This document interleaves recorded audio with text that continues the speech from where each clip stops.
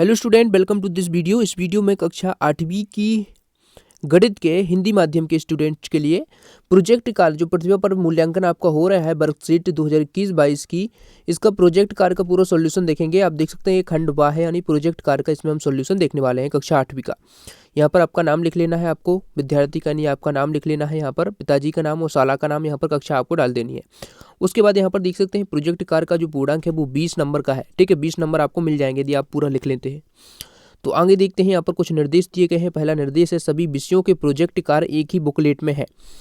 ठीक है, तो यहाँ पर निर्देश भी आप पढ़ लीजिए। उसके बाद यहाँ पर आगे दिया गया है आपको निर्देश में प्रोजेक्ट कार्य को घर के आसपास परिवेश में उपलब्ध संसाधन सामग्री द्वारा निष्कर्ष निकालकर अपने अनुभवों को वर्कशीट के में दिए गए बिंदुओं में लिखना है। ठीक है, तो इस प्रकार से आप इसको पूरा पढ़ लीजिए। उसके बाद जो यहाँ से आपका देखिए, यहाँ से एक वर्कशीट का कार्य प्रारंभ करें। यहाँ से हो रहा है आपका खंडवा प्रारंभ। तो यहाँ पर प्रश्न है, पहले देख सकते हैं, प्रश्नों को पढ़कर निर्देश अनुसार उत्तर लिखिए। तो पहला प्रश्न आपके सामने है, विद्यार्थी कक्षा 6 व 8, 7 की गणित विषय की पाठ्यपुस्तकों एवं अन्य माध्यमों की सहायता से किन्हीं 3 गणितज्ञों की जानकारी एकत्र कर नीचे गई सारणी को पूर्ण करें व निम्नलिखित प्रश्नों के उत्तर लिखें। 10 नंबर का है ये। ठीक है, तो देखिए यहाँ पर आप गणितज्ञ का नाम लिखना है, जन्मतिथि उनकी, जन्म स्थान, शिक्षा और खोज गणित में योगदान ये लिखना है। तो एक लिख सकते हैं पहले नंबर पर आर्यभट्ट, उसके बाद श्रीनिवास रामानुजन, शकुंतला देवी। तो इन सभी का आप लिख लीजिए। यहाँ पर जन्मतिथि उनकी लिख लीजिए। ठीक है, यहाँ पर जन्म स्थान उनका है, शिक्षा, तीनों के आप पूरा इसको लिख लीजिए। ठीक है, उसके बाद आगे जो इससे संबंधित प्रश्न पूछे गए हैं वो देख सकते हैं आप यहाँ पर।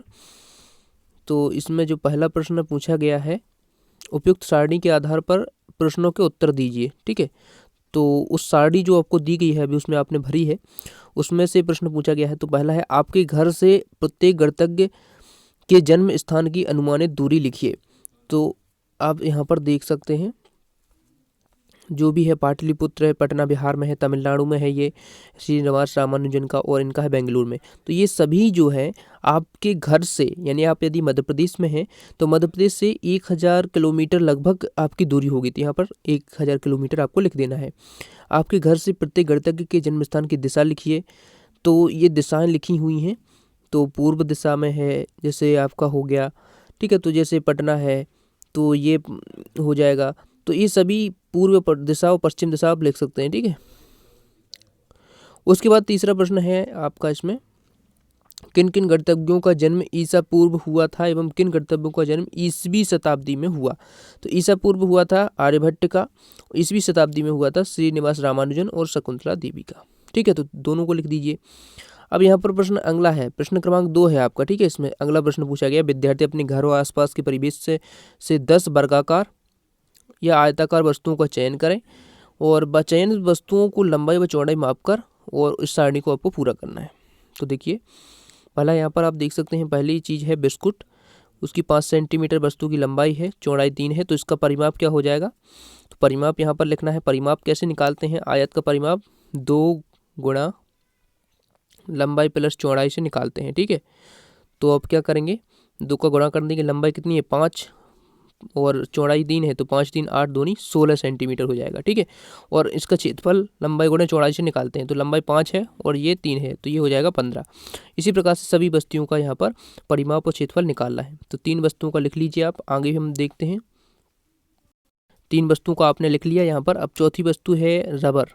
ठीक है, तो रबर का आप 5 सेंटीमीटर लिख लेंगे, 2 सेंटीमीटर उसकी चौड़ाई लिख लेंगे, और यहाँ पर परिमाप और पूरे आप इस प्रकार से पूरे लिखते जाइए। ठीक है, और इसके अनुसार आप अन्य भी यदि आप बदलना चाहें तो इनको बदल सकते हैं, लेकिन यहाँ पर परिमाप बदल जाएगा और क्षेत्रफल बदल जाएगा। लेकिन ठीक है, तो 10 वस्तु यहाँ पर लिख दी हैं। ठीक है, तो पूरी आप लिख लीजिए।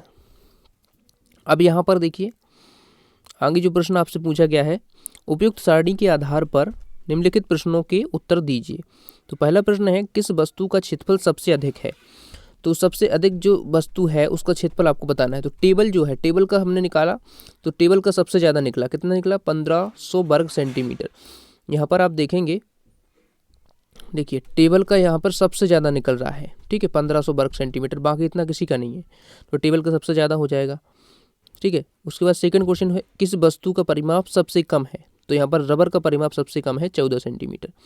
सबसे अधिक क्षेत्रफल व सबसे कम क्षेत्रफल वाली वस्तु के क्षेत्रफलों में कितना अंतर है, तो सबसे अधिक किसका है, ये आपको बताना है। सबसे अधिक क्षेत्रफल जो है 1500 है, वो टेबल का है, और जो कम है वो 10 है। 10 किसका है, तो उसमें आप देख सकते हैं 10 किसका है। 10 है जो आपका क्षेत्रफल, ये है आपका रबर का, ठीक है। तो रबर का घटा देंगे तो ये कितना बचेगा, 1490 वर्ग सेंटीमीटर। इस प्रकार से ये प्रश्न हो गया। अब अगला प्रश्न है ये वाला, ऐसी वस्तुओं के नाम लिखिए जिनकी लंबाई व चौड़ाई बराबर है। तो देखिए, एक वस्तु तो आपकी हो जाएगी पासा, ठीक है। यहाँ पर आप इसी प्रकार से लिख लीजिए, पासा हो जाएगी एक वस्तु। और दूसरी लिख लीजिए आप यहाँ पर, दूसरी वस्तु लिख लीजिए जो पासा होता है ना, सांप सीढ़ी खेलते उसमें। और दूसरी जो हो जाएगी आपकी, लंबाई और चौड़ाई बराबर करनी है दोनों की, ठीक है। इस प्रकार से होता है ये। तो इसकी लंबाई ये हो जाएगी और चौड़ाई ये हो जाएगी, दोनों बराबर है ना, इसमें देख सकते हैं, ठीक है। तो एक पासा लिख लीजिए। दूसरा आप लिख सकते हैं जैसे ये हो गया आपका पासा, ठीक है। तो पासे की तरह ही जिसकी लंबाई और चौड़ाई घड़ी होती है एक, ठीक है, वर्गाकार घड़ी होती है, तो उसकी भी आप यहाँ पर लिख सकते हैं घड़ी, वर्गाकार घड़ी, ठीक है। घड़ी लिखना है और उसके कोष्टक में वर्गाकार आपको लिख देना है, ठीक है। तो वर्ग के आकार की, तो इस प्रकार से आप इसको लिख लीजिए। तो इस प्रकार से पूरा आपका पूरा प्रोजेक्ट वर्क का सॉल्यूशन हो गया है। अन्य विषयों के सॉल्यूशन भी आपको जल्द प्रोवाइड कराएंगे, इसलिए चैनल को सब्सक्राइब कर लीजिए। लाल बटन का, जो लाल सब्सक्राइब बटन है उसको क्लिक कर दीजिए और बेल आइकन को प्रेस कर लीजिए, ऑल बटन पर सेट कर दीजिए, ताकि जब भी वीडियो आए तो आपको नोटिफिकेशन मिल जाए। थैंक्स फॉर वॉचिंग, मिलते हैं नेक्स्ट वीडियो में।